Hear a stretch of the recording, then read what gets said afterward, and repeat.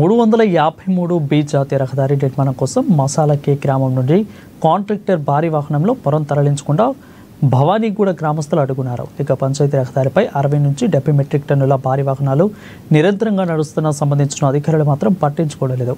ఇంతకుముందు పోనాల పంచాయతీ పరిధిలో గల రంకం గ్రామం నుంచి ఇసుక మొరం తరలించిన కాంట్రాక్టర్ కూడా పంచాయతీ రోడ్డును బాగు చేస్తానని మాయ మాటలు చెప్పి మోసం చేశారు. ఇక ఇప్పుడున్న పంచాయతీ రోడ్డు పూర్తిగా గుంతలమయంగా మారిందని, మళ్ళీ రోడ్డు పైన ఇలా భారీ వాహనాలు వెళ్లే ఉన్న రోడ్డు కూడా పనికి రాకుండా పోతుందని, కాబట్టి పంచాయతీ అధికారులు పట్టించుకోవాలని డిమాండ్ చేశారు.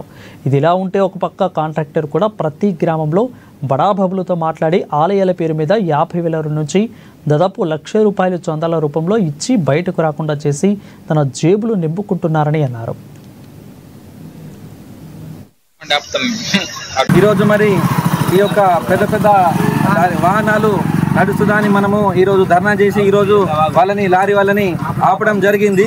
ఎందుకంటే మా యొక్క ఈ సింగిల్ రోడ్ ఉన్నది కాబట్టి ఈ పెద్ద వాహనాలకు ఈ పంచాయతీరాజ్ డి ఎవరు పర్మిషన్ ఇచ్చారో తెలియదు, కానీ ఈ మొత్తం వాహనం పోవడం వల్ల మా యొక్క రోడ్ అనేది బాగా చెడిపోయింది. ఇప్పుడు వచ్చే శరన్నవరాత్రులు ఉత్సవం సందర్భంగా చాలా మంది ఈ చుట్టుపక్కల ఉన్నటువంటి 10 గ్రామాల మా ప్రజలు ఈ యొక్క మా భవానీ మాతకి దర్శించుకోవడానికి వస్తారు.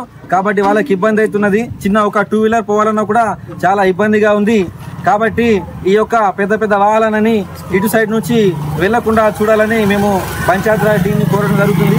అలాగే మొన్న రీసెంట్గా ఒక మన స్కూల్ పిల్లలు కూడా ఇక్కడ బడికి వెళ్ళేటప్పుడు పడడం జరిగింది. వాళ్ళకు కూడా చిన్న చిన్న గాయాలైనాయి.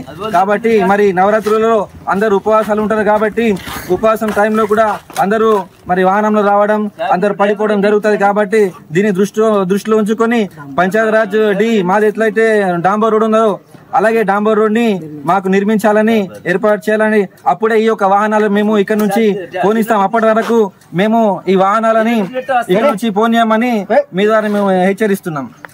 దీని యొక్క లారీ అసోసియేషన్ యొక్క సంబంధిత కాంట్రాక్టర్ కానీ